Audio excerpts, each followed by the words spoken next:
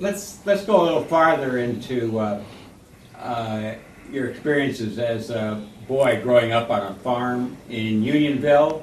Yes. And what did you do in Unionville as a farm boy? Well, we was on a dairy farm when I was little. We started to milk cows. You milk cows by hand. And used to help haul hay. They made the hay was loose then, and they pulled it up with a hay fork. And my job was to ride the horse to the hay fork. And that, for me, was a big deal. Hold on a minute. What was school like in those days? What was the soil like? School like? School, yeah. It wasn't very nice. I hated school. And until I was really big enough to do a lot of work at the barn, didn't have to help milk, I walked to school about 3/4 of a mile. I hated school. And there was this big locust tree about 100 yards from where the bus stopped. And I could hide behind that tree as the bus went by. And then I'd go home and tell my parents the bus never stopped. I wasn't quite there, and they kept on going. And I guess they might have found out years ago, and I regret I never told them when I got too big to whip. But and Union Bridge was a center for this area, very prosperous town. We came to Union Bridge every Saturday night. We brought the eggs in and bought our groceries, and then we went to the movies. And I can remember, I think for children it was 10 cents. And you just had to come to Union Bridge on a Saturday night or everyone was grouchy a whole week. What did you do on Saturday night in Union Bridge? Union Bridge, you went to all the stores and you gossip out on the streets. The streets were actually full of people on a Saturday night. Who would you see as a boy? Who would you see when you came to town? Oh, Mr. Engel had Engel's store. You'd always see him. He sat back in his little cubby hole at his desk. You'd always see him. The Englings had the meat market. You'd see them. Mr. Mars had the Mars's grocery store. You'd go over there. And most of the people were friends of my parents, and I, over the years, I've got their names, but everyone knew everyone in Union Bridge. Israel Reinhardt was their police officer, which we had a lot of fun with, but anyhow, that was about Saturday night, yes. Now you and Sarah got married in 1958, is that correct? Yes. And then you moved a few places, you farmed, and then you came to Union Bridge in 1970. Yes. Was there much change for between 70 and now? I mean, that's pretty early. That's not many years ago, as time is. But are there changes that you see in Union Bridge that were not, from 1970, even when you moved here? I don't know. You knew almost everyone in town in 1970. As they walked up the streets, you could know who it was. And I think now we have more renters than we had back in those days. So most everyone owned their home when they lived here in town. And as the older ones passed off, then people bought their homes and rented them out, so that we have a lot more renters than we used to have. Everybody own their own home. And so we had we had a good bit of activity, I guess. We had a majorette group that our girls got into. A lot of the children participated in that type of thing. We didn't have as many on the streets. Of course, here again, that might have pertained to most people owned their own houses, so they were more particular about what their children did, whereas today when they're with the renters, I don't think these people pay as much attention about their children. And the people were older then, you know. Old families owned the houses for years and years and passed on. Did you? When did you start your salon? I started that in New Windsor in '69, and we moved up here '74. Yeah. In the basement in '74 up here. What kind of experiences have you had with your kids going to? Do they go to Elmer Wolf school then? Yes. Uh-huh. Basically, they did very well, I think, all the way through. They were pretty good students. So we didn't have a lot of problems with them, and we went to all the meetings that we were asked to attend or be around to make sure they were doing what they were supposed to be doing. And did you participate in PTO or? Yes. Uh-huh. Were you an officer or anything? No. I guess we couldn't go as much to some of that because of work, but we would take off to, like I said, if they needed a conference at school or something that the children were involved in, or if they had May Day all the ways out here, which they always participated in, and things like that we always made sure we were with the children. And at one time, all three girls were in a different school. Oh, really? Which ones? Elmer Wolf, New Windsor Middle, and Francis Scott Key, which kind of kept us on the go. Yeah. Did the bus? Where did the bus pick them up then? Was it right here? I'm not sure about Sarah. The high school bus at that time, they had to walk down to Broadway, and they got on at Broadway, close to the Esquire Liquors. Mm-hmm. And I'm not sure where the elementary school picked her up. Can't remember either, but it's nearby. Probably took her to the babysitters first, and then she got on the bus, I would imagine. Have winters changed here since? I mean, in Selby, from Unionville, how's the weather changed? Has it changed at all? Or? Oh, it has changed tremendously. We used to get a lot of snow every winter. Every winter was a big deal. We'd be snowed in. In 1966, the winter that Sarah Ann was born, we were probably snowed in for about a week. That was a severe storm that I can ever remember. Blizzard, actually. It was a blizzard. People died that winter. It would be in their cars and just couldn't get out. The wind just was unreal. And I told Sarah, our youngest daughter was ready to be born. And in the morning we got the road was opened up. I said, you can go ahead and have the baby now. And I think 11:45 that night, Sarah Ann was born. At home? No, at the hospital we got in Westminster. In Westminster. What was a hospital like in Westminster then? How's that changed to the Carroll Hospital Center? How is that? Well, I think the deliveries rooms is completely different because we all had the same delivery room. Now they have their own individual rooms. That year, we had to be put on the sun porch because the rooms for all the babies were filled because of the weather. People had came in early or had children earlier. But this was still fairly new, so we were still treated really, really good. It was only about 4 years old, I guess, when we had Sarah, because we'd had the second girl down there, and it was fairly new when we went in to have Lori. But Sarah Ann then was about 4 years old, so The hospital was. yes. Okay.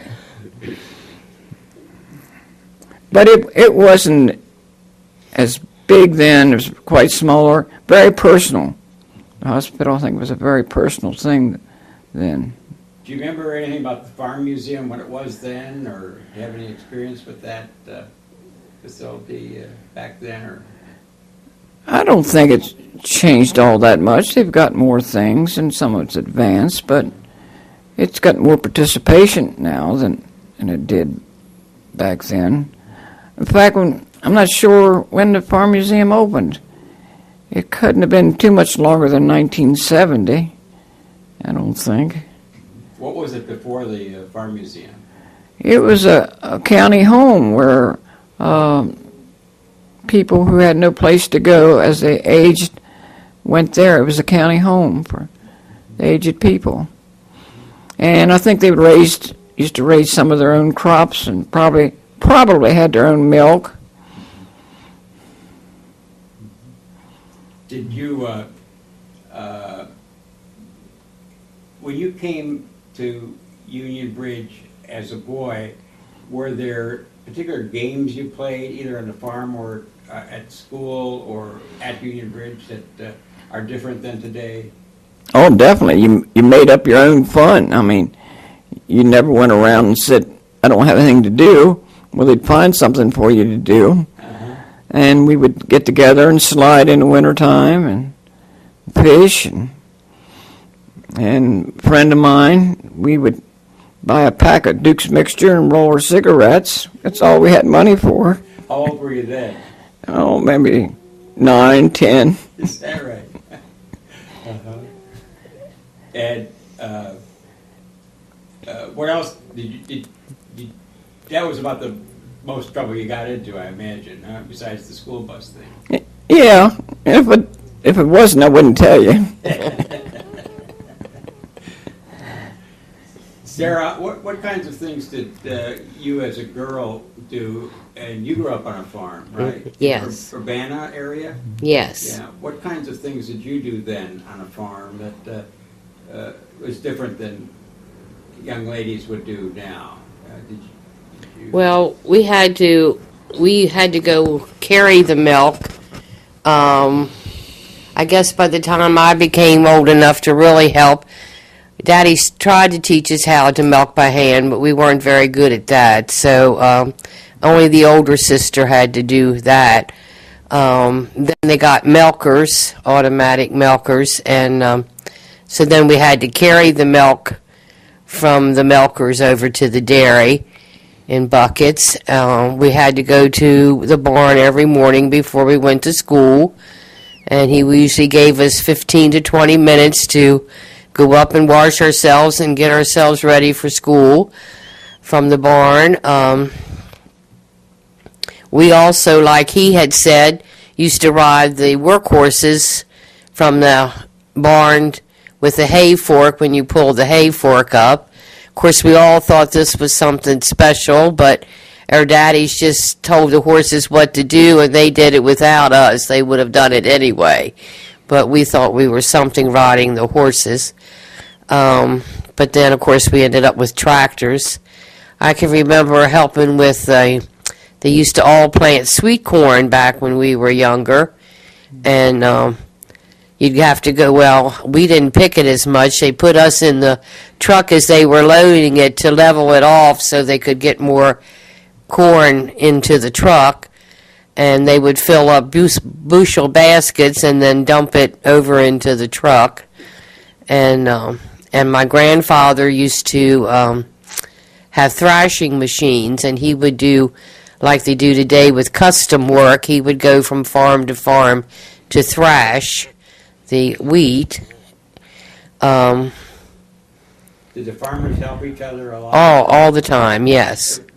Butchering and everything, yes. Always had a butchering day, and what was that like for you as a young girl, butchering?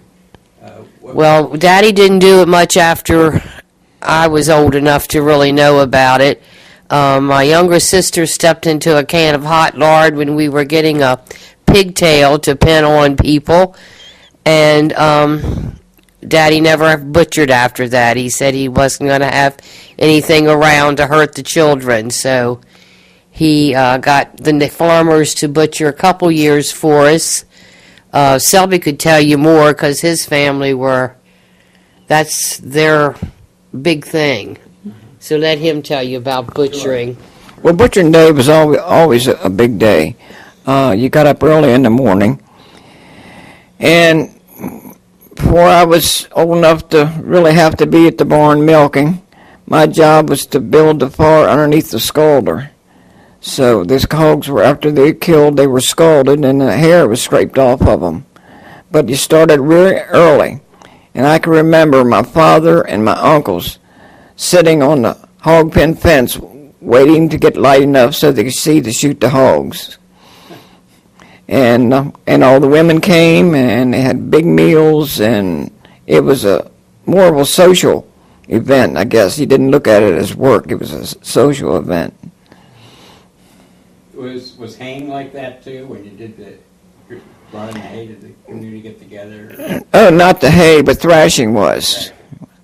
That was, we just helped one another up the line. I mean, you never hard helped to help thrash. The neighbors all worked together. And now, for people who don't know, what is thrashing? Thrashing is when you separate the wheat from the straw. It was like a stationary combine, basically.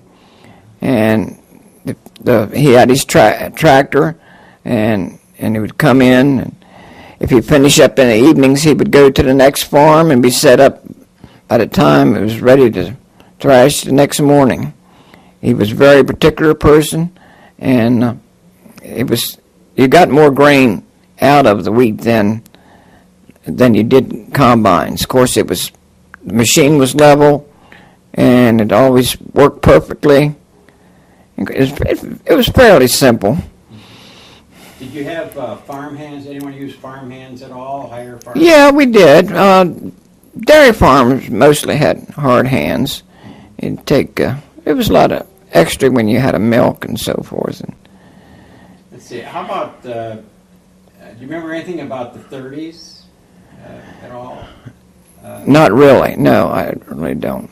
Yeah. I can remember December 11th, 1941. Okay. I remember that. We was at the barn. And about how old were you then? I mean, how old were you about? Well, I was born in 33, so I guess it was 7, 8. Yeah, tell us about that, December. We were at the barn milking, and Mother came down and said that Japan had attacked at Pearl Harbor.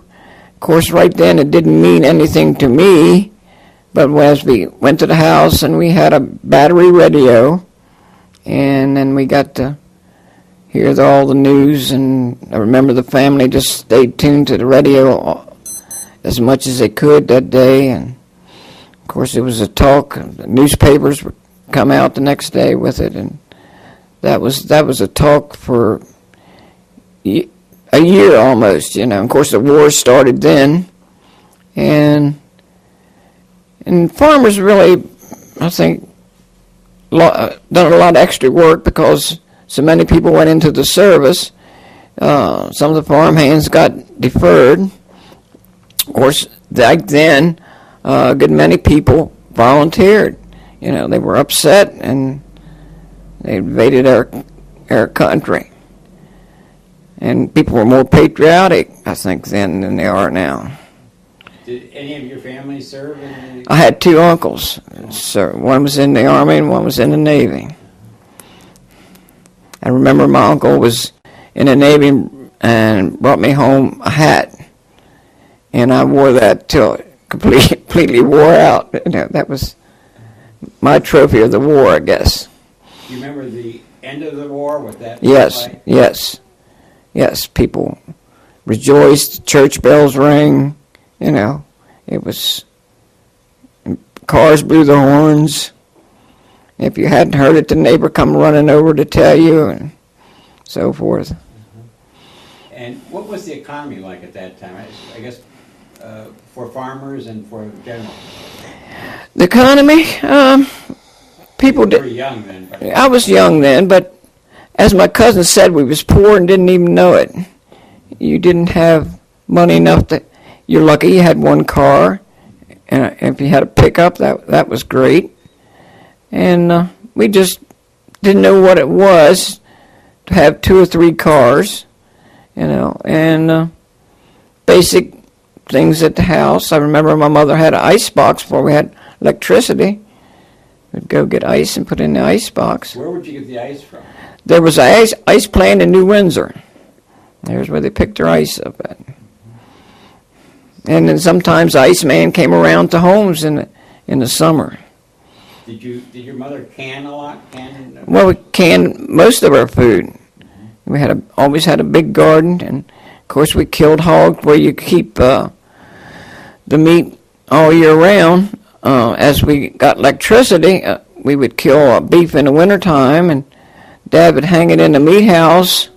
It would freeze, and then what we hadn't ate when the spring came and it thawed, my mother would cold pack beef. That wasn't as good as fresh, but it was better than none at all.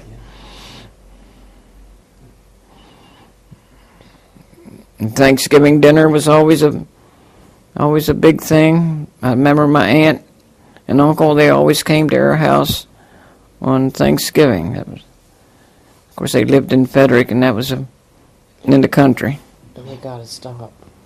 Did you get to Westminster much? No, we didn't. We went to Frederick. I don't know why. We basically went to Frederick. And once we moved to Union Bridge, I think we started going to Westminster. Has Westminster changed very much since? Oh, my goodness, yes. What do you see the changes? What kind of changes? More people, more stores. The older stores are almost all gone, but What older stores do you remember? I don't know. Main Street. Mathers. Mathers. And tell me about Mathers. That was a clothing store, and I guess it had everything that you needed. And the drugstore downtown, and that was always had a soda fountain in, and going to the soda fountain was a big deal. Did you have a soda fountain in Union Bridge? Yes, we did. What was that like, going to a soda fountain? What did you get there? Well, ice cream is all I can remember, and a soda. And we had time on Saturday night. We'd go in there once in a while. And before we had electricity, the only time you got ice cream is when you came to town. Of course, in the wintertime, when it got cold, we'd make our own ice cream. We'd take the watering trough, go to the watering trough and break the ice up.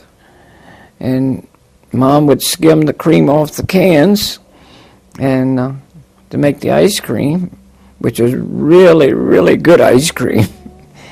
But that's about the way it was. And Did you see movies anywhere at that time? Did you go to movies? Just here in Union Bridge, that was Where was that? where side Harsler's funeral home, Mm-hmm. on this side of it. That was really something for us. And the roof leaked, and when it rained, there was a couple of seats you couldn't sit in because the water was dropping down on them. In the summer, my sister would catch lightning bugs and take them and let them loose in the movie theater. How many people did that hold? Was it very many, or? I don't know, probably 60 or 70 maybe. Yeah. We gotta stop. Diana's there. And my wife's got to stop. She's got a customer. Oh, she does. Well, you go ahead, and thank you very much, and I'll continue with Selby here. Now I can tell things about her as she's going. So, do you remember what it was like to go and, say, for you as a kid to go to, like, in the butcher shop, or, who did you see there? Who do you remember who ran the butcher shop, or anything like that? I don't remember their names, but we didn't go in the butcher shop too much. We had most of our own food, and of course we got sugar and flour. I guess was the main things. And salt and pepper we bought at the store. We bought bread sometimes. My mother also made bread, and we just done with what we had, and we ate good, probably better than they do now.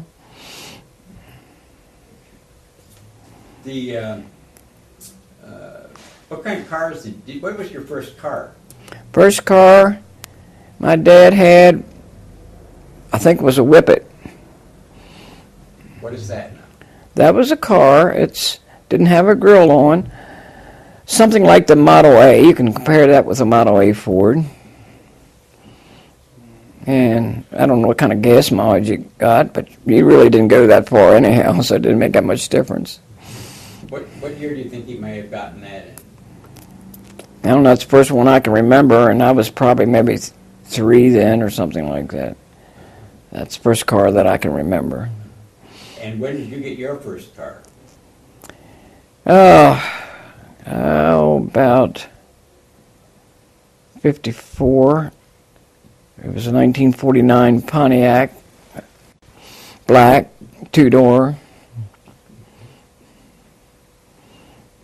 So that was in 59? So that was just after you were married then? No, before. What did I say, 59? Yeah. 54. 54, okay, 54. As you got it. It was a 49. Mm-hmm. Yeah, I think you said 54.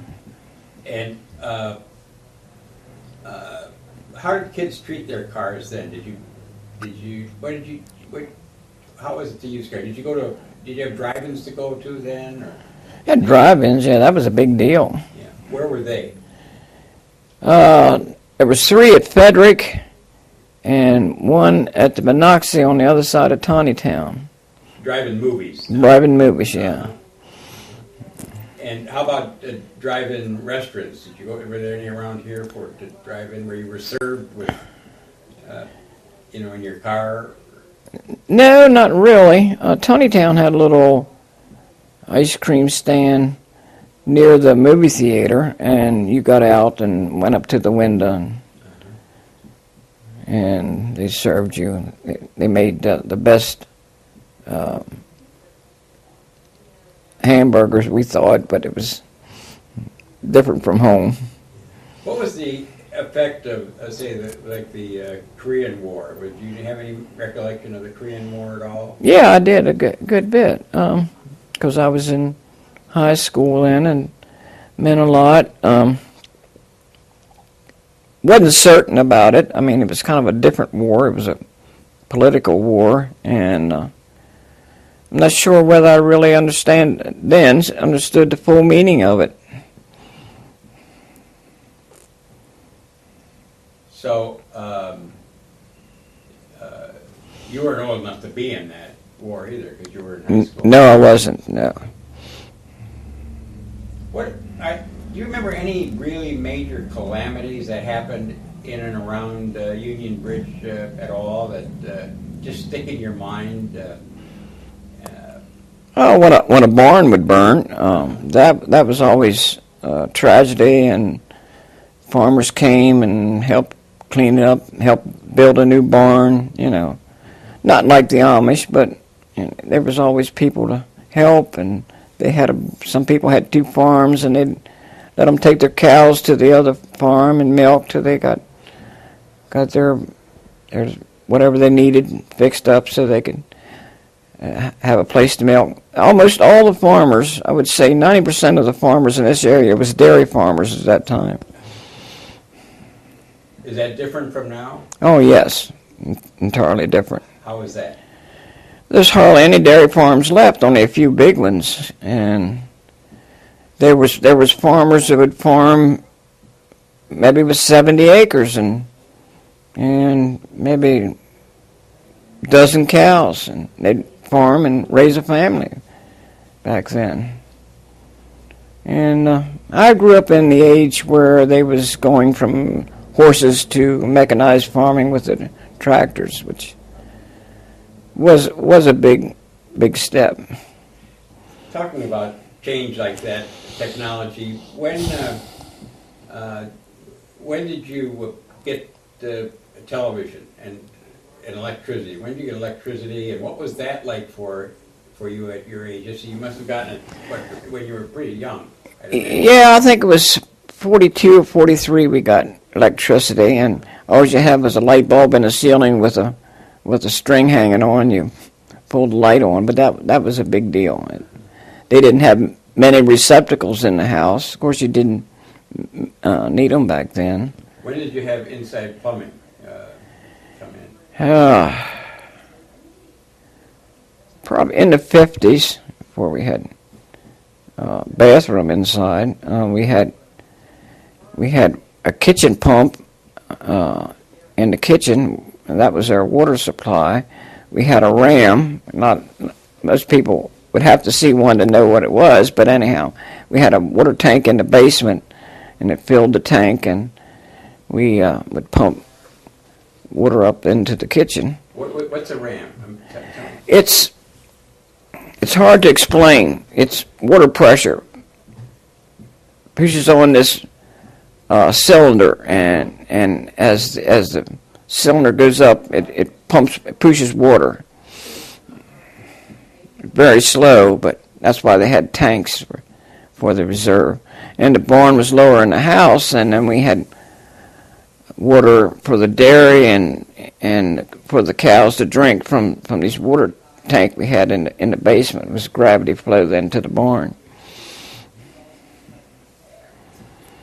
And I can remember the ram. Dad would make a new packing. It was, instead of having rubber things now, it was leather, and they'd cut this round piece of leather and put a bolt down through it, and that was on the end of a piston, and it pushed the water up. Now the roads, do you remember the roads, were they paved in the 40s, or most of the streets in Union Bridge and around, or? Union Bridge was paved, and mostly had concrete roads. Of course, the plant being here, that might have had something to do with it. But no, out in the country, it was probably in the late 40s that our road got called, forget what it was called. It was stones and dirt mixed together, and they would pack. And that was, outside of that, we had mud roads.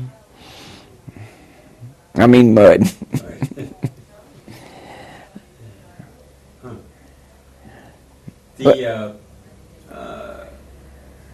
The times that, again, getting back to Saturday night, was that mainly the only time you came into town? Or? Absolutely, yep. Absolutely. Yep.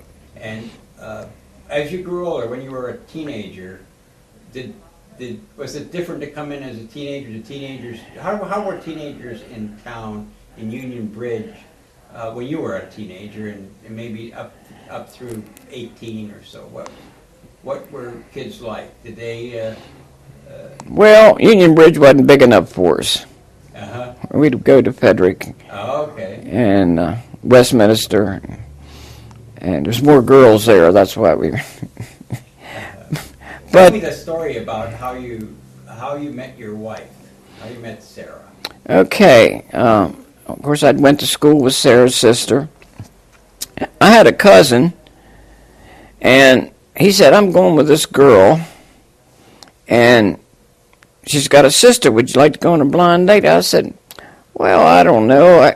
I guess." He said, "I think they got money." I said, "Okay, fix me up." And as we pulled into the driveway, it was a farm. They had a 3-car garage, and there was an Oldsmobile in each stall. And I said, "Oh, God, my prayers has been answered." Well, thank you very much, Selby, and I'm sure history is going to look upon you with very much interest in your life and in what you've known and what you've done in Union Bridge. And thank you and Sarah both for participating in this history project. All right. This is John D. Widiak signing off. Thank you.